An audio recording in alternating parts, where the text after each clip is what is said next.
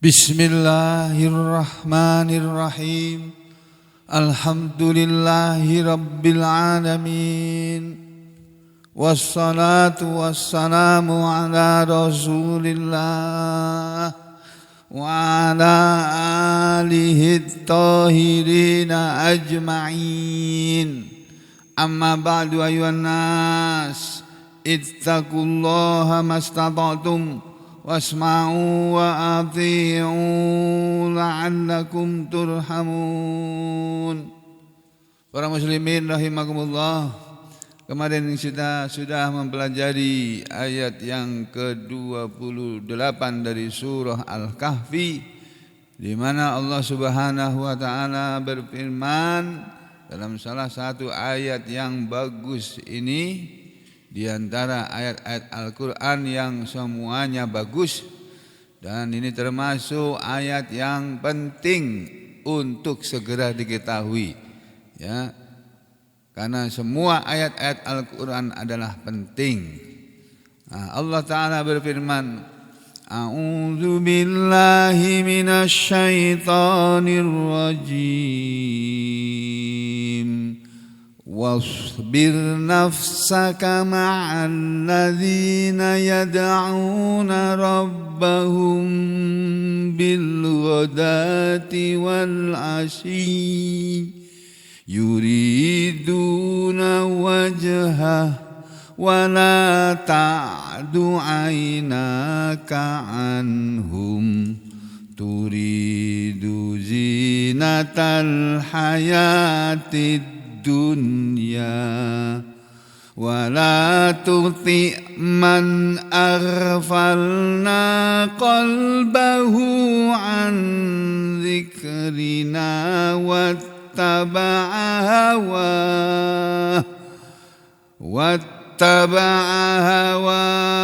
وكان أمره فرطا. Allah berfirman dan dijelaskan oleh salah satu pakar ahli tafsir, salah satu ahli tafsir yaitu Imam Al-Baghawi rahimahullah dalam kitab tafsirnya Ma'alimut Tanzil. Wasbir, dan bersabar, dan sabarkanlah nafsaka dirimu. Al-ayah, dan ayat ini seterusnya sudah diterangkan, ya. Ayat ini turun berkenaan dengan seseorang yang bernama Uyainah bin Hisnin Al-Farazi, salah seorang tokoh Quraisy, salah seorang pemuka Mekah pada waktu itu yang kaya raya. Ya, di antara orang-orang Mekah yang kaya raya ada seseorang yang bernama Uyainah bin Hisn Al-Fazari ini. Dia mendatangi Nabi SAW sebelum dia masuk Islam. Dan pada waktu itu di hadapan Nabi ada sekelompok orang dari kalangan orang-orang yang fakir miskin. Yang di antara mereka ada salah seorang sahabat Nabi yang bernama Salman. Ya, lalu si Uyainah ini bilang kepada Nabi, Nabi, apakah tidak mengganggu kamu baunya orang-orang ini? Jadi sangar banget ini. Apa namanya ya? Pokoknya nggak pakai basa-basi. Bau ini orang-orang ini apa nggak mengganggu kamu wahai Nabi, wahai Muhammad, kata si orang ini. Sedangkan kami ini adalah pemuka-pemuka, tokoh-tokoh dari kalangan orang-orang mudhar dan orang-orang yang terkemuka di antaranya. Kalau kami masuk Islam, kata si Uyainah ini, aslaman nas, orang-orang ini semua masuk Islam karena mereka nurut sama kita. Nah, ini omongan begini ini nggak boleh, ya. Merasa diri besar, merasa diri penting, ini nanti di dalam ayat Quran disebut oleh Allah. Jadi Uyainah bilang begini pada Nabi Muhammad, kalau kami ini masuk Islam, orang-orang ini semua pada masuk Islam. Tuh. Ini termasuk kalimat atau ucapan yang oleh Allah disebut dalam ayat ini, wa kana amruhu furuta, dan adalah urusan dia melewati batas. Omongan yang melewati batas itu. Jadi kalau kita merasa diri kita baik, terus merendahkan orang lain, mengejek orang lain, itu kita melewati batas. Sama-sama Uyainah ini. Makanya saudara jangan pernah merendahkan orang lain, ya. Jangan. Saudara diberi kelebihan oleh Allah, bersyukur sama Allah. Ya, diberi ilmu oleh Allah sehingga menjadi orang yang berilmu, bersyukur kepada Allah, gunakan ilmu itu untuk kebaikan, untuk berbuat baik. Dan jangan meremehkan, merendahkan orang yang bodoh, yang belum berilmu. Malah harusnya kamu ngajari dia supaya dia berilmu. Gitu loh. Kalau kita diberi ilmu oleh Allah, kita berikan ilmu itu kepada orang lain supaya orang lain sama seperti kita. Jangan kita merendahkan mereka, jangan. Harusnya, kamu sini, kamu bacaanmu kurang benar ini tak kasih tahu, tak ajarin ya. Apalagi kamu jadi imam. Imam itu harus baik bacaannya, sini tak ajari. Harusnya begitu. Ya, jangan kita hina-hina dia, kita rendah-rendahkan dia, jangan. Ya, kembali ke sini.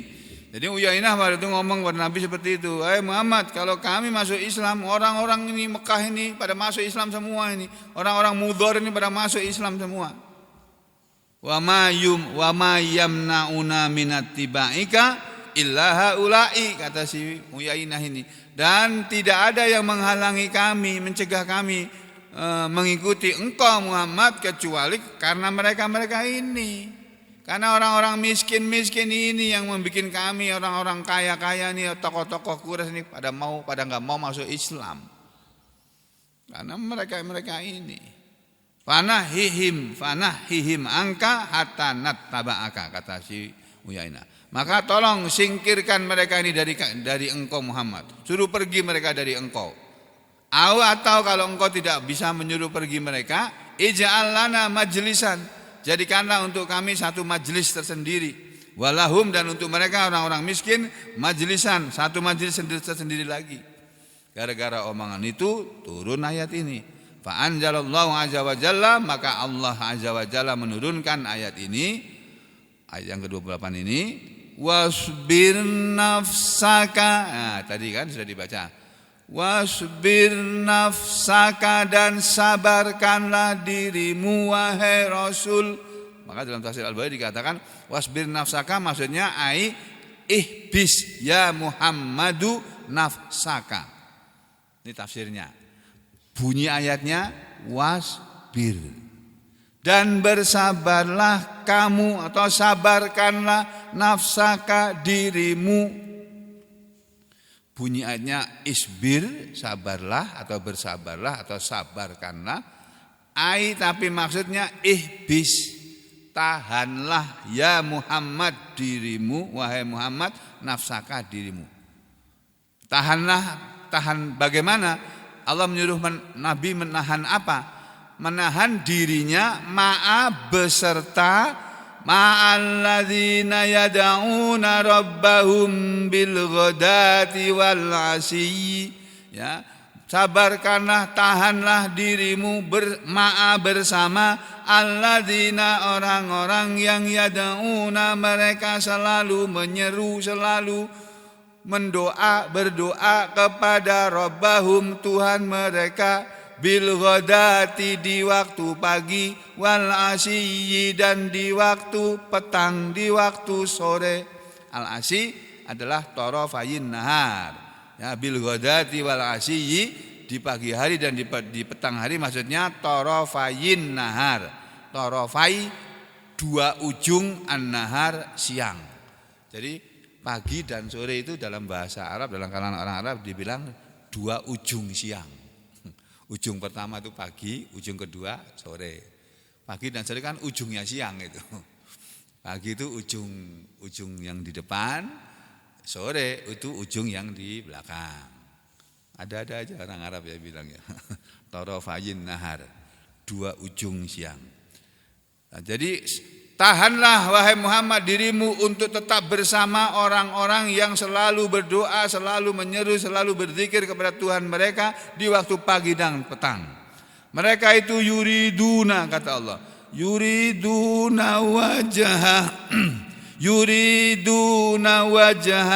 Mereka orang-orang yang menghendaki keridhaannya. Ini yang dimaksud dengan yuriduna wajah, yaitu yuridunallah. Mereka orang-orang yang menghendaki Allah, menginginkan Allah. Mereka itu walaupun miskin wahai Muhammad, mereka suka di masjid. Selalu berada di masjid. Kenapa? Karena mereka kepingin dicintai oleh Allah, ya, kepingin diridhoi oleh Allah. Ini orang-orang seperti ini. La yuriduna bihi aradun minad dunya. La yuriduna, mereka tidak menginginkan. La tidak yuriduna, menginginkan. Mereka ini orang-orang yang miskin ini, mereka orang-orang yang la yuriduna, tidak menginginkan bihi, dengannya, dengan keberadaannya di masjid ini, aradun minad dunya, bagian harta benda dari dunia ini. Tuh, para sahabat Nabi yang miskin-miskin itu berada di masjid, tidak mencari harta dunia. Memang di masjid enggak ada kok harta dunia. Harta dunia itu di pasar, di mall gitu, di luar sana di kantor, ya, di kantor partai sana banyak itu duit itu. Sumbangan kader-kader partai itu yang berhasil jadi anggota dewan, ya, DPR, DPRD, DPRD tingkat 1, DPRD tingkat 2, itu kan mereka nyumbang ke partai itu. Nah, sana banyak duit itu. Nah, kalau di masjid kamu kehilangan duit, sedekah kamu malahan. Nah, jadi Allah bilang bahwa orang-orang yang miskin, walaupun mereka miskin, mereka selalu bersama dengan Nabi, selalu mengiringi, mengikuti Nabi kemanapun Nabi pergi. Ini orang-orang yang yuriduna wajhahu, orang-orang yang mereka menghendaki keridhaan Allah, menghendaki wajah Allah, menghendaki kepada Allah. La yuriduna bihi aradun minad dunya. Mereka tidak menginginkan dengannya harta benda dari dunia ini.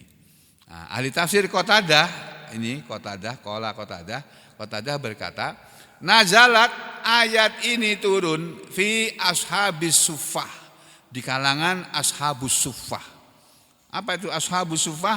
Nanti saudara bisa googling. Nah, saya coba googling ya sekarang ya. Ashabus suffah. Apa itu ashabus suffah? Pasien-pasien saya sekarang pintar-pintar, Pak. Dia kalau datang ke saya berobat tuh, dia sudah googling, sudah tanya sama Mbah Google. ada gejala penyakit gini apa gitu. Dia cari di Google. Makanya jadi dokter sekarang jangan ketinggalan zaman, ya, harus mengikuti perkembangan zaman terus. Jangan-jangan pasiennya lebih pintar dari dokternya nanti, berani cari obat sendiri dia. Padahal Google ini belum tentu bisa dipercaya nih, Mbah Google ini, nggak semuanya benar yang dia jawab situ, ya. Jadi ashabus suffah, apa itu ashabus suffah? Saya dari kemarin mau buka nggak sempat, lupa terus. Nah, sekarang saya buka ashabus suffah. Nggak bisa jawab Google. Apa salah nulis ini ya?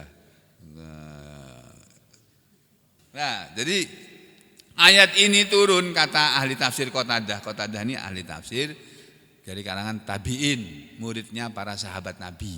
Itu disebut para tabi'in. Nah, Qatadah mengatakan nazalat fi ashabi suffah, telah turun ayat ini tentang ashabus suffah. Ashabus suffah adalah sekelompok orang-orang miskin yang tinggalnya di masjid, tidurnya di masjid, tapi bukan di dalam masjid, di emperan masjid. Mereka tidak punya keluarga, tidak punya istri, tidak punya anak, tidak punya keluarga mereka. Makanya mereka hidupnya tergantung kepada Nabi. Mereka makan kalau Nabi makan, kalau Nabi enggak makan mereka ikut enggak makan. Itu ashabus suffah. Wa kanu, dan mereka adalah para ashabus suffah ini jumlahnya menurut keterangan Qatadah ada sab'ami'ati rajulin, 700 orang. Banyak loh, Pak. Makanya saya agak kaget baca riwayat ini. Baru sekali ini saya ketemu. Ini kalau saya nggak buka kitab tafsir nggak ketemu ketemu pengetahuan ini saya. Apa iya sih Ashabus Suffah 700 orang? Setahu saya nggak segitu Coba gini ini ternyata dijawab oleh Mbah Google ini. Ya.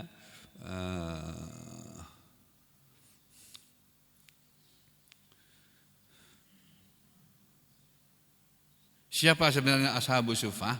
Di sini dikatakan Ashabus Suffah itu jumlahnya berkisar antara 70 orang hingga 300 orang. Nah, ini jawabannya Mbah Google. Ada yang mengatakan 400 orang. Di sini 700 orang. Ya, kalau 700 orang kan banyak, Pak. Ini. Nah. Kegiatan Ashabus Suffah ini di sini katakan nih jawabannya Mbah Google tadi ini ya. Tapi yang jawab bukan Mbah Google ini, yang jawab websitenya Muslimin nih, sanadmedia.com ya. Saya membayangkan mereka selayaknya santri di pesantren. Jadi Ashabus Suffah itu seperti santri di pesantren yang gurunya adalah Nabi Muhammad sallallahu alaihi wasallam. Ashabus Suffah adalah santri-santri Rasulullah SAW yang menginap di emperan Masjid Madinah pada waktu itu. Sehingga dari kelompok Ashabus Suffah ini lahir para ulama sahabat seperti Abu Hurairah yang tercatat sebagai perawi hadis terbanyak. Abu Hurairah itu menghafal 6.000 hadis, meriwayatkan 6.000 hadis dari Nabi atau lebih. Hudzaifah bin Al-Yaman ya, sebagai pengoleksi hadis tentang fitnah akhir zaman. Abu Dzar Al-Ghifari. Ini semuanya dari Ashabus Suffah ini. Ya, jadi kembali ke sini, ayat ini turun berkenaan dengan Ashabus Suffah, yaitu fuqara'a, orang-orang fakir, orang-orang miskin fi masjidi Rasulillah, yang berada di masjid Rasulullah sallallahu alaihi wasallam. Nah, Masjid Nabawi, Masjid Rasulullah pada waktu itu tidak seperti Masjid Nabawi yang sekarang. Masjid Nabawi yang sekarang ini enak banget, Pak. Kita masuk itu sejuk, nggak ada, panas nggak ada. Enak banget, tidur di situ enak. Dan sampai hari ini di Masjid Nabawi itu ada orang-orang yang tidurnya di situ mereka. Nggak nginep di hotel seperti saya kemarin. Tidurnya di situ, makannya mungkin mereka keluar cari makan itu. Tidur itu orang-orang yang Afrika yang hitam-hitam itu kebanyakannya itu mereka. Kalau enggak orang-orang Pakistan ya, atau orang-orang India atau orang-orang Pakistan tidur di situ mereka. Jadi nanti kalau sudah selesai salam, mereka itu berebut ke Raudhah untuk melihat makam Rasulullah SAW. Jadi sekarang dicegat sama askar-askar itu, polisi-polisi itu, yang polisi-polisi Ka'bah yang menjaga Masjid Nabawi sama Masjidil Haram. Enggak sebebas dulu lagi. Nah, jadi ini ya, orang-orang miskin dari para sahabat ini, mereka selalu berada di sekitar Rasulullah SAW. Mereka disebut sebagai Ashabus Suffah. Orang-orang ini la yarji'una ila tijaratin. Mereka itu kalau sudah berada di masjid, la yarji'una, mereka tidak pulang ila tijaratin, menuju ke dagangan-dagangan mereka. Mereka enggak punya dagangan, miskin kok. Mau dagang apa, enggak ada dagangan yang mereka dagangkan. Wala, dan tidak juga ila zar'in, menuju ke ladang. Enggak ke ladang, enggak punya ladang, enggak punya kebun. Nah, kalau sampean kan punya kebun sawit, walaupun cuma 1 hektar, tapi punya. Ini mereka enggak punya. Itu. Wala dor'in, dan tidak pula mereka punya perahan onta, perahan susu onta. Enggak punya onta yang bisa diperah susunya kemudian dijual, enggak punya. Yusalluna, kerjaan mereka hanya salatan dengan suatu salat, wayantadiruna, dan mereka selalu menunggu ukhra, salat yang lain. Jadi kalau mereka lihat Rasul salat, langsung ikut salat. Salat apa enggak tahu, pokoknya ngikut aja. Itu Ashabus Suffah itu. Kerjaannya itu. Pokoknya kalau mereka melihat Rasul salat, mereka terus salat di belakangnya. Kalau mereka mendengar Rasul zikir, didengarin. Apa zikirnya? Didengerin. Itu diikutin, gitu aja kerjaan mereka. Nah, falamma maka ketika nazalat telah turun hadhil ayatu ayat ini, apa kata Rasulullah? Qala bersabdalah an-nabiyyu nabi sallallahu alaihi wasallam. Setelah turun ayat ini, Nabi bersabda begini. Alhamdulillah, segala puji kepunyaan Allah, segala puji milik Allah. Alladzi ja'ala yang telah menjadikan fi ummati di kalangan umatku man orang-orang yang umirtu aku diperintah oleh Allah an asbiro agar aku bersabar atau agar aku mensabarkan nafsi diriku ma'ahum bersama mereka. Jadi Nabi berterima kasih. Alhamdulillah, segala puji milik Allah alladzi yang ja'ala dia telah menjadikan fi ummati di kalangan umatku man orang yang umirtu an asbiro nafsi yang telah memerintahkan diriku untuk mensabarkan diriku ma'ahum bersama mereka.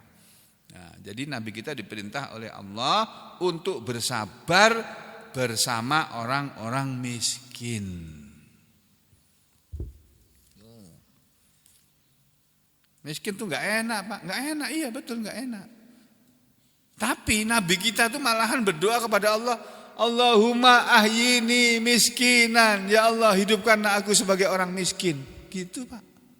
Tapi kita nggak boleh ngikutin itu loh, nggak boleh berdoa begitu loh. Itu doa khusus untuk Nabi itu. Sampai jangan berdoa begitu nanti dikabulkan betul kapok kamu. Jangan, itu Nabi itu. Kita berdoanya yang diajarkan oleh Nabi aja. Oleh Nabi kita mengajari Rabbana atina fid dunya hasanah wa fil akhirati hasanah wa qina adzabannar. Aktsarud du'ai Rasulillah, doa Rasul yang paling sering, yang paling banyak beliau doakan adalah Allahumma atina fid dunya hasanah wa fil akhirati hasanah wa qina adzabannar. Nabi kita paling sering berdoa seperti itu. Tapi kadang-kadang Nabi berdoa Allahumma ahyini miskinan. Ya Allah hidupkanlah aku sebagai orang miskin. Karena orang miskin tuh enak banget Pak nanti di akhirat Pak. Masuk surga tuh duluan Pak. Mendahului orang-orang kaya. Di akhiratnya. Itu pun kalau beriman Pak. Kalau beriman, kalau ngaji, kalau sholat. Kalau miskin tapi sudah miskin, gak sholat, gak mau ngaji. Waduh.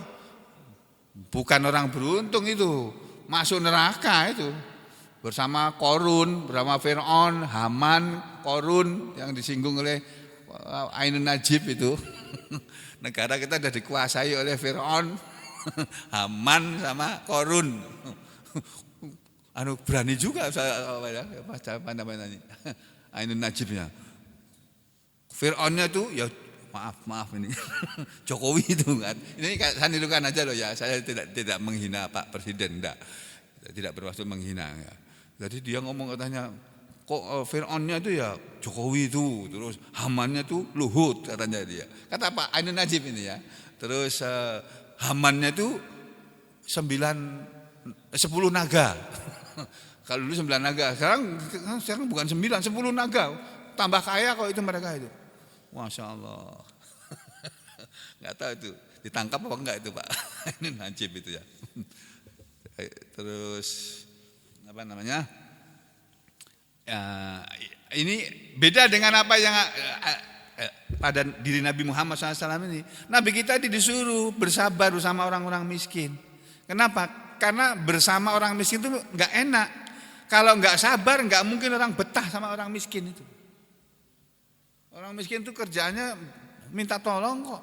Tolong saya, tolonglah saya. Nah, kalau kesamaan nggak sabar, wah ini setiap hari minta tolong aja enak aja. Aku sendiri juga perlu minta tolong terus ya. Kalau nggak sabar nggak bisa. Tapi Bapak Ibu sekalian, orang-orang miskin yang ada di sekitar Nabi Muhammad SAW ini yang disebut sebagai ashabus suffah ini, mereka itu orang miskin yang tahu tata krama, tahu sopan santun. Mereka tidak sembarangan minta kepada Nabi walaupun mereka perlu. Kalau Nabi enggak makan ya mereka diam, enggak minta makan, enggak. Ikut-ikut sama Nabi enggak makan, ikut puasa. Itu para ashabus suffah. Makanya oleh Allah mereka dipuji. Wasbir nafsaka ma'al ladzina yad'una rabbahum bil ghadati wal 'ashiyyi yuriduna wajha. Itu. Ini ya. Ini yang tadi sudah disampaikan ya. Wasbir nafsaka ma'al ladzina yad'una rabbahum bil ghadati wal 'ashiyyi yuriduna wajha. Terus kata Allah selanjutnya, wala ta'du dan janganlah engkau melewati ya, janganlah engkau memalingkan. Ta'du diartikan la tasrif, janganlah engkau memalingkan dirimu Muhammad, wala tatajawaz dan janganlah engkau melewatkan pandangan matamu, janganlah engkau melewatkan ainaka kedua matamu, anhum dari mereka. Janganlah engkau memalingkan pandangan matamu dari mereka. Jangan mentang-mentang mereka miskin Muhammad lalu kamu enggak mau memperhatikan mereka. Jangan. Kamu jangan melewatkan pandangan matamu ila ghairihim kepada selain mereka. Kenapa? Karena selain orang-orang ini, selain orang-orang miskin yang ada sekitarmu Muhammad ini, itu kalau kamu memalingkan matamu dari mereka, turidun kamu menginginkan zinatal hayatid dunya, perhiasan kehidupan dunia, ya, itu kamu melanggar. Allah bilang kamu jangan memalingkan pandangan matamu dari orang miskin, jangan. Perhatikan orang miskin itu, karena kamu itu disebut kaya karena ada orang miskin. Coba kalau nggak ada orang miskin, nggak ada itu orang kaya. Ini sekarang masih ada orang kaya, masih banyak orang kaya karena masih banyak orang miskin. Dan Nabi sudah meramalkan nanti di akhir zaman nggak ada lagi orang miskin. Sehingga kamu nanti akan datang masanya, kata Nabi, akan tiba masanya nanti suatu ketika kamu akan bingung ketika kamu mengeluarkan zakatmu, mau kamu kasih kemana zakat kamu. Kamu akan bingung menginfakkan hartamu, mau kamu kasih siapa infakmu. Karena semua orang kaya raya. Mungkin sudah nggak ada tukang tambal ban lagi sudah. Begitu kempes banmu bingung kamu. Terpaksa kamu tambal sendiri kamu. Cari tukang tambal ban nggak ada lagi. Nah sekarang ini masih banyak orang miskin. Mumpung masih banyak orang miskin, mumpung masih ada orang miskin, kalau kita punya kelebihan harta, kasih orang-orang miskin itu barang semampu kamu, sedikit-dikit kasih mereka. Itu. Kamu jangan memalingkan matamu dari mereka, apalagi turidu kamu menginginkan zinatal hayatid dunya, perhiasan kehidupan dunia. Ini loh, Nabi kita dilarang oleh Allah menginginkan perhiasan kehidupan dunia. Ai maksudnya jangan sampai engkau Muhammad tolaba mujalasatil aghnia, engkau menginginkan majelis-majelis orang-orang kaya, wal asraf dan orang-orang mulia, wasuhbati dan jangan sampai engkau menjadi sahabat ahli dunia. Oh ini Pak, Nabi kita dilarang menjadi orang yang menjadi sahabat ahli dunia. Siapa itu ahli dunia? Ya orang-orang yang hidupnya hanya mencari dunia. Kita jangan seperti itu. Kita cari dunia, iya cari. Saya juga masih cari dunia kok Pak. Masih kerja saya walaupun dari pensiun sama rumah sakit. Saya masih cari uang saya, masih mampu kok. Supaya apa? Jangan minta-minta. Karena meminta-minta dalam Islam itu dilarang. Tidak boleh kita menjadi orang peminta-minta, tukang minta-minta itu tidak boleh. Islam melarang kita. Kamu kerja semampu kamu, bisanya nyapu, bisanya ngepel, tapi kamu dapat duit, iya. Gak dikasih kerja kamu, itu lebih mulia itu. Jadi tukang ngepel, tukang sapu jalanan, tapi dapat duit walaupun sedikit, itu lebih mulia profesi seperti itu daripada maaf sekali lagi pejabat, ya, tapi korupsi. Lebih mulia jadi tukang sapu. Ini Nabi kita dilarang tolaba mujalasatil aghnia wal asraf wa suhbati ahli dunya. Kemudian ayat berikutnya, wala tuti man aghfalna qalbahu an dzikrina Wala dan janganlah tuti engkau Muhammad mengikuti mentaati man orang yang aghfalna mereka kami lalaikan, kami melalaikan qalbahu hatinya an dzikrina dari mengingat kami. Jadi ada manusia yang oleh Allah hatinya dibuat oleh Allah lupa kepada Allah. Nah, mudah-mudahan kita tidak termasuk orang yang seperti itu. Ya, sehingga kita masih ingat kepada Allah. Apalagi kalau kita lagi sakit. Biasanya orang kalau lagi sakit, lagi susah, lagi menderita, baru ingat sama Allah dia. Ya Allah, ampunilah dosaku ya Allah. Lagi susah, lagi sedih, lagi sakit. Coba kalau lagi sugih, lagi banyak duitnya, seringkali manusia tuh lupa sama Allah itu. Ya, kalau lagi menderita, baru dia rajin sholat tahajud rajin, ke masjid rajin, baca Quran rajin. Tapi kalau lagi banyak duitnya, lupa. Kita jangan seperti itu. Di waktu kita miskin, kita ingat kepada Allah. Di waktu kita sakit, ingat kepada Allah. Di waktu sehat pun kita harus ingat kepada Allah. Allah lebih menghargai kita ketika kita ingatnya kepada Allah di waktu kita senang. Itu Allah sangat suka sama orang yang seperti itu. Di waktu kita sedang kaya raya, di waktu kita sedang senang hidupnya, di waktu kita sedang bahagia, kita ingat kepada Allah, itu Allah senang banget sama orang kayak begitu itu. Dia mengucapkan alhamdulillah ya Allah, terima kasih ya Allah, anakku sudah lulus ya Allah, jadi dokter sekarang ya Allah. Ini ternyata saya baru tahu ini putranya Pak siapa ini sebelahnya Pak Sumaria ya. Putranya ada yang jadi dokter Pak ya? Saya baru tahu nih Pak Dokter Yulitia ya Pak ya? Ya. Hah? Hadir? Oh Masya Allah. Saya tuh baru tahu putranya beliau nih dokter nih Masya Allah. Di sini juga ada lagi yang anaknya pada kuliah kedokteran. Ini ketika kita dikarunia nikmat oleh Allah, anaknya ada yang berhasil selesai sekolah, bersyukur sama Allah, terima kasih ya Allah, Engkau sudah memberi nikmat kepada kami ya Allah, kepada hamba ya Allah, anak hamba berhasil. Sekolah dokter tuh enggak gampang loh Pak. Yang namanya sekuliah kedokteran zaman saya aja dulu, zaman saya sekolah dulu sekolah dokter tuh 7 tahun, paling cepat itu Pak. Saya sendiri nih Pak, sekolah dokter selesainya 9 tahun Pak. Loh kok kenapa? Satu kali saya enggak naik kelas. Waktu zaman saya sekolah dokter tuh enggak pakai semester gitu, enggak. Kelas 1, kelas 2, kelas 3, kelas 4, kelas 5. Selesai kelas 5 sudah jadi dokter muda, jadi koas. Itu 5 tahun itu. 5 tahun baru koas 2,5 tahun koasnya, bukan 2 tahun seperti sekarang. 2,5 tahun. Di bagian kandungan 4 besar itu 3 bulan itu, 12 minggu itu. Itu pun kalau Anda diperleng karena di skors gitu, dimarahin sama dosennya, kamu ini karena kesalahan sepele itu kadang-kadang kejam-kejam tuh dosen-dosen itu. Diperpanjang, Pak. Tambah kamu 4 minggu. Tambah lama lagi itu koasnya itu. Masya Allah. Jadi saya bercerita begini ini untuk mengingatkan kita semuanya. Ketika kita dalam keadaan senang, banyaklah ingat kepada Allah.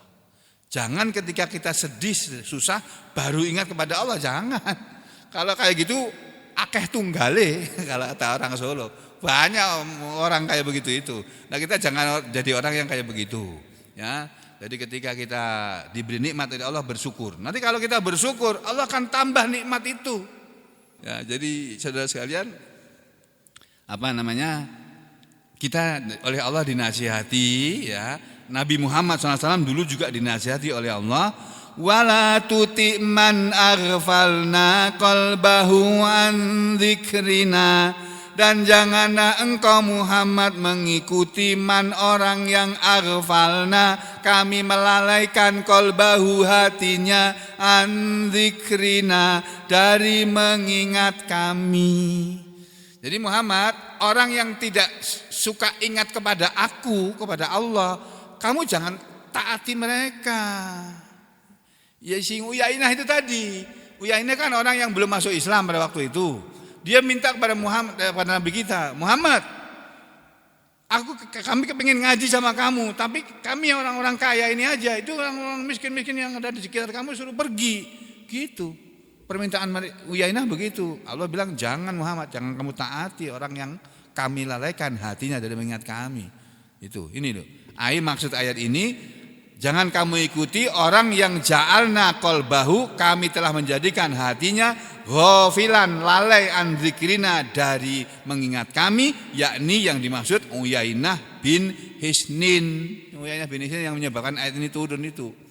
Wakilah dalam menurut pendapat yang lain, bukan hanya Uyainah yang mempunyai permintaan seperti itu, tapi juga Umayyah bin Khalaf. Umayyah bin Khalaf ini juga orang Mekah yang kaya raya ini. Jangan kamu ikuti orang yang hatinya kami lalaikan dari mengingat kami, wattaba'a hawahu, dan jangan kamu ikuti orang yang mengikuti hawa nafsunya. Uyainah itu kan mengikuti hawa nafsunya itu, mengikuti maunya dia sendiri. Orang ngaji kan harusnya yang bagus kan, semua orang boleh ngaji, mau kaya mau miskin, biar aja dia datang ke masjid. Masa masjid dibatasinya hanya untuk orang kaya aja? Tuh, janganlah. Yang kaya silakan datang, yang miskin silakan, ya biar. Nah ini si Uyainah ini dia mengikuti kemauannya sendiri, mengikuti hawa nafsunya. Nah orang yang mengikuti hawa nafsunya, yaitu muradahu, orang yang mengikuti maunya, fi talabis syahwat, dalam rangka mencari kesenangan diri. Syahwat itu syahwat ya, kesenangan diri. Orang yang maunya hanya mengikuti kesenangan dirinya, jangan kamu ikuti orang seperti itu Muhammad. Wa kana amruhu furuta, dan adalah urusan dia atau perintah dia melewati batas. Furuta menurut Mujahid, menurut ahli tafsir Qatadah dan Mujahid, ini diartikan doyaan. Jangan kamu ikuti orang yang urusannya doyaan, sia-sia. Orang yang kerjaannya sia-sia, gak ada manfaatnya, jangan kamu ikuti. Dan kita di dunia ini Pak, diajari oleh Allah jangan melakukan hal-hal yang sia-sia, yang gak ada manfaatnya. Jangan. Apapun yang kita kerjakan itu harus sesuatu yang bermanfaat. Harus. Misalnya kita punya HP ini, gunakan HP itu untuk sesuatu yang bermanfaat. Untuk apa? Cari duit pakai ini bisa, ya. Untuk mencari ilmu pakai ini bisa. Untuk ngaji, baca Quran, hafalkan Quran pakai ini bisa. Nah kita gunakan HP itu untuk yang seperti itu. Jadi jangan kita gunakan untuk yang hal-hal yang sia-sia. Apa itu? Game. Masya Allah. Aku itu naik pesawat umroh nih loh Pak, pergi umroh itu loh Pak. Sebelahku ini main HP Pak, game. Kok ya bisa gitu di dalam pesawat tuh loh. Astagfirullahaladzim. Mau umroh ini loh, main game itu asik banget tuh. Orang tua Pak, bukan orang muda. Binian lagi Pak. Ya Allah, astagfirullahaladzim. Bukan sebelahku persis enggak. Kanan kiriku kebetulan laki-laki semua. Tapi ya tua-tua semua itu. Rombongan umrohku kemarin enggak ada yang gadis Pak. Jadi enggak bisa dilamar gitu. Dan melamar dalam keadaan umroh juga dilarang, enggak boleh. Kita melamar orang dalam keadaan umroh itu enggak boleh, ya. Enggak boleh. Menikah dalam umroh maupun haji enggak boleh. Nah, kembali ke sini tadi ya. Jadi kita jangan menjadi orang yang urusannya itu melewati batas atau doyaan, sia-sia. Ada yang mengatakan furuton ini nadaman. Urusannya akan mendatangkan penyesalan. Wa kana amruhu furuto, dan adalah urusan dia nadaman, menyesal, membuat menyesal. Yang kita lakukan hal-hal yang membuat kita menyesal di belakang hari, jangan. Demikian juga ada yang mengatakan furuton, ahli tafsir Muqatil sama Ibnu Hayyan mengatakan sarofan, melampaui batas. Ada lagi ahli tafsir yang lain yang mengatakan matrukan, sesuatu yang akan ditinggalkan. Jadi kita jangan melakukan hal-hal dalam kehidupan ini, melakukan urusan yang nanti urusan itu akan kita tinggalkan. Jangan.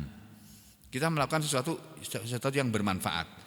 Atau ada yang mengatakan batilan, urusan yang batil. Ada yang mengatakan mukhalifan lil haq, urusan yang menyelisih kebenaran. Jangan. Atau mujawizan lil had, melampaui batas-batas Allah. Jadi banyak arti kata furuton, ya. Nah, ini diterangkan oleh ahli tafsir Al-Bahawi, makna tajawuzi fil haddi, makna melewatkan pandangan, makna melewati batas, huwa dia adalah qaulu Uyainah, perkataan Uyainah. Uyainah kan bilang kepada Nabi, in aslamna, jika kami masuk Islam wahai Muhammad, aslaman nas, orang-orang banyak ini akan masuk Islam semua. Wahada, dan inilah ifratun azimun, perkataan melewati batas yang besar. Jadi kita jangan pernah membanggakan diri kita, jangan pernah. Saudara dijadikan oleh Allah orang yang pintar, gunakan kepintaran kamu untuk memintarkan orang lain. Dijadikan oleh Allah orang kaya, gunakan kekayaanmu untuk membantu orang-orang miskin. Saudara diberi oleh Allah jabatan enak, kedudukan yang enak, gunakan jabatanmu yang enak untuk menolong orang-orang yang lemah, yang perlu kamu tolong dengan jabatanmu itu tadi. Jangan malah jadi pejabat bikin susah orang banyak. Ini saya dengar nih, berita baru tadi pagi nih, bangun 3:30 atau jam berapa tadi ya? Saya agak terlambat karena saya baru tidur tadi malam itu jam 1 malam. Nah, pulang praktek itu jam 12 malam ya aku Pak. Enggak tahu ini pensiun malah dikasih pasien banyak aku. Alhamdulillah. Alhamdulillah. Jadi jam 12 malam baru sampai di rumah, baru makan terus ngapain tadi ya? Ada yang saya kerjakan, terus tahu-tahu loh, udah jam 1 aku belum tidur aku. Ah, udah tidur 3:30 bangun. Tiba-tiba ada WA anakku. Mudah-mudahan Allah mengadab orang yang menaikkan pajak bumi dan bangunan 3 kali lipat. Katanya PBB akan naik, betul Pak? PBB ini pajak bumi bangunan akan naik 3 kali lipat loh Pak. Masya Allah, itu kalau benar kan zalim itu. Dalam Islam itu Pak, nggak ada pajak bumi dan bangunan itu tidak ada. Tidak boleh. Orang kalau sudah punya rumah, dalam Islam ini loh yang saya sampaikan. Orang punya rumah, bangun rumah pakai usahanya dia sendiri, itu dia cuma wajib bayar pajak, bayar zakat sekali seumur hidup, sekali selama rumah itu dipakai. Dia beli mobil, itu hanya dipajeki kalau sekarang. Kalau dulu namanya dizakati, 1 kali selama mobil itu dipakai. 2,5% aja Pak. Itu. Jadi kalau kita beli mobil itu dari uang yang belum pernah kena zakat harus dizakati itu. Tapi kalau uang yang kita tabung tadi, uang yang sudah pernah kita zakati, ya enggak kena. Begitu kita beli mobil ya sudah kita pakai. Nah, tapi kalau belum pernah harus dizakati. Nah, itu rumah. Tidak ada dalam Islam itu kalau sudah dizakati sekali terus nanti tahun depan dizakati lagi, enggak ada kisahnya seperti itu. Kecuali sampean punya rumah lebih dari 1. Nah, rumah-rumah yang lebih dari 1 itu yang lain-lain itu kena pajak itu, kena zakat itu setiap tahunnya. Makanya punya rumah jangan banyak-banyak. 1 aja cukup sudah. Karena rumah yang selain itu kena zakat itu. Zakat tahunan itu. Apalagi kalau disewakan, jadikan barak, disewakan, kena itu pajak itu, zakat bukan pajak, zakat dari hasil sewanya. Itu pun kalau hasil sewanya mencapai nisab. Kalau sampean punya barak cuma 3 pintu, hasilnya setahun enggak sampai berapa? 96 gram emas itu berapa Pak? Berapa itu? 96 gram emas itu kalau dirupiahkan berapa? Hah? Berapa? Jadi 96 juta ya. Nah, kalau sampean hasil baraknya enggak setahun enggak mencapai 96 juta ya enggak kena zakat. Gimana? Jangan kaget dulu ya. Yang punya barak-barak itu penghasilannya ada untuk bayar listrik sisanya sedikit ya enggak kena zakat sampean. Yang sugih-sugih itu loh, yang punya persewaan apartemen, yang punya kos-kosan mewah. Nah, itu bisa kena itu. Karena penghasilannya besar itu, ya. Nah, kalau kita ini saya jangankan barak, rumah aja di sini enggak punya. Ya. Jadi saudara sekalian, ini ayat ini penasihat buat kita semuanya supaya kita menjadi orang-orang yang oleh Allah diajarkan seperti ini tadi.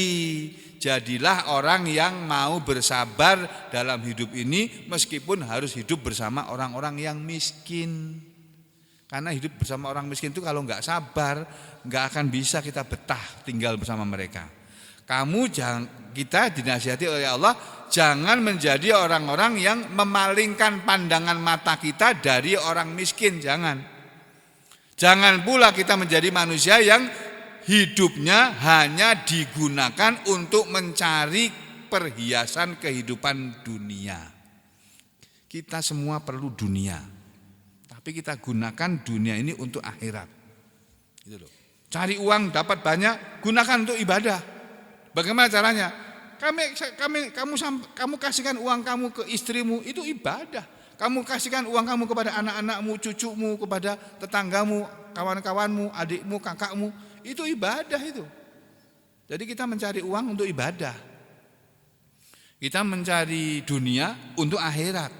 Tuh. Dan yang berikutnya, wala tuti man aghfalna qalbahu an dzikrina wattaba'u hawahu wa kana amruhu furuta. Kita dilarang oleh Allah mentaati kemauan orang yang lalai hatinya dari mengingat Allah, dan orang yang sukanya hanya mengikuti hawa nafsunya, dan orang yang urusannya semuanya itu hanya urusan yang melewati batas, atau urusannya yang sia-sia, urusannya yang macam-macam tadi itu, yang akan mendatangkan penyesalan. Jangan. Ini ayat yang ke-28. Dalam tafsir Ibnu Katsir ini isinya sama tafsirnya. Ya, ini saya bacakan secara cepat saja ya.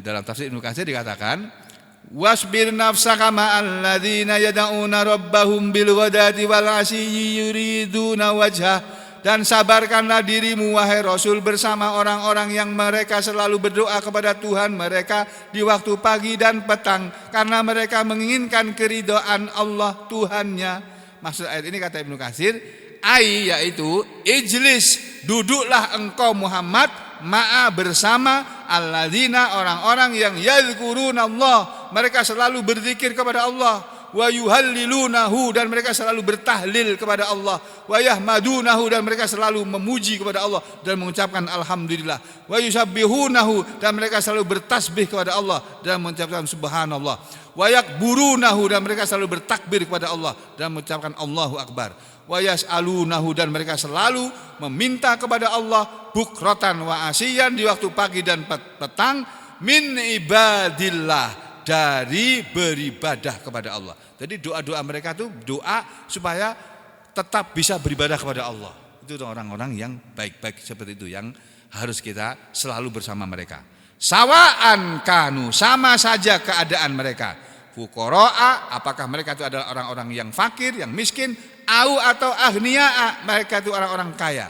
Muhammad, duduklah kamu bersama orang-orang yang selalu ingat kepada Allah, selalu bertahlil kepada Allah, bertahmid, bertasbih, bertakbir, selalu berdoa kepada Allah, minta agar selalu bisa beribadah kepada Allah, baik mereka itu adalah orang-orang fakir maupun mereka orang-orang kaya. Atau aqwiya, mereka orang-orang yang kuat, du'afa, atau mereka orang-orang yang lemah.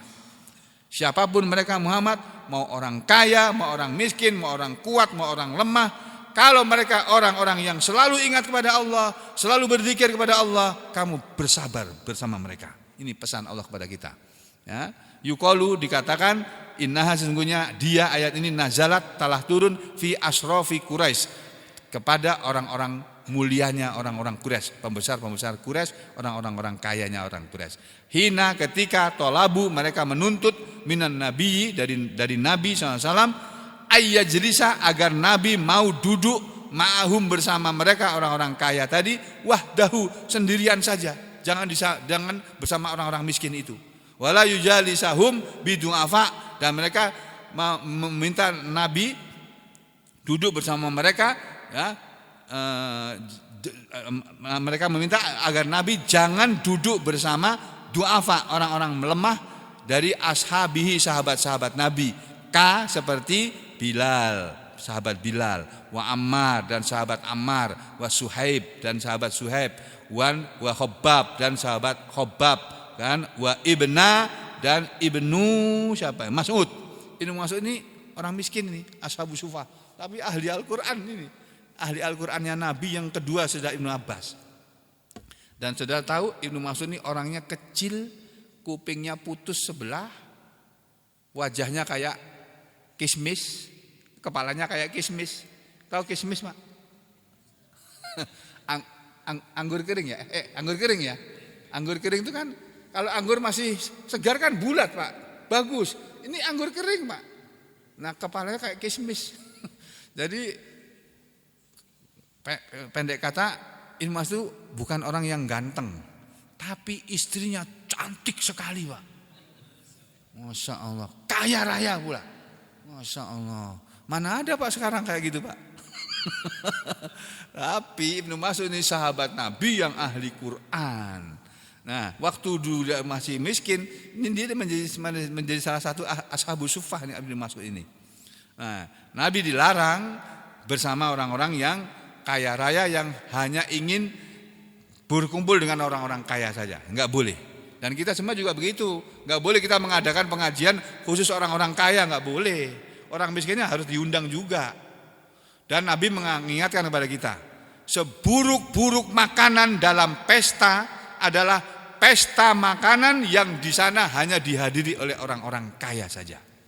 Sampai jangan pernah mendatangi pesta yang dihadiri oleh orang-orang kaya saja. Orang miskin harus ikut diundang. Karena kalau tidak itu menjadi makanan yang paling buruk. Nah, makanan yang baik adalah makanan pesta yang diundang bukan hanya orang-orang kaya saja, orang-orang miskinnya juga diundang. Enggak usah disuruh bayar amplop, enggak usah. Biar aja makan gratis. Mereka enggak setiap waktu kok makan enak itu. Ya. Ini. Lalu kata Ibnu Katsir, wal yufrid ulauka bimajlisin ala hidatin, dan orang-orang Quraisy itu menginginkan majlis yang sendirian saja. Fa nahahullahu an dzalika, maka Allah melarang Nabi dari hal yang demikian itu. Faqala, maka Allah berfirman, wala tatrudil ladina yad'una rabbahum bil wadadi wal asyi. Ini dalam surat Al-An'am ada ayat yang seperti itu. Dan seterusnya yang lainnya ini sama dengan yang tersebut dalam tafsir Al-Baghawi. Ini semuanya ini sama. Saya sudah baca. Jadi saudara sekalian, ayat ini menasihatkan kepada kita, marilah kita menjadi orang-orang yang siapapun diri kita, apapun profesi kita, apakah kita orang kaya atau orang miskin, kita orang biasa, rakyat biasa atau kita pejabat, jadilah kita orang-orang yang mau selalu ingat kepada Allah di waktu pagi dan petang, mau selalu ingat kepada Allah untuk beribadah kepadanya, menempatkan diri kita sebagai hamba-hamba Allah yang dimanapun kita berada, hendaknya kita selalu dalam urusan yang baik. Jangan pernah berurusan dengan urusan yang jelek, yang jahat, apalagi menzalimi orang lain. Ya, mudah-mudahan Allah menggolongkan kita semua ke dalam hamba-hambanya yang seperti itu, dan semoga Allah memberi kepada kita semuanya kemudahan dalam kehidupan urusan dunia kita, urusan akhirat kita, urusan rumah tangga kita, urusan pekerjaan kita, urusan segalanya dalam hidup ini, dan semoga kita semua diberi oleh Allah husnul khotimah. Amin ya rabbal alamin. Wa aqulu qauli hadza astaghfirullah li wa lakum. Allahumma taqabbal minna innaka antas samiul alim wa tub alaina innaka antat tawwabur rahim. Wa sallallahu ala Muhammadin wa ala ali Muhammad walhamdulillahi rabbil alamin.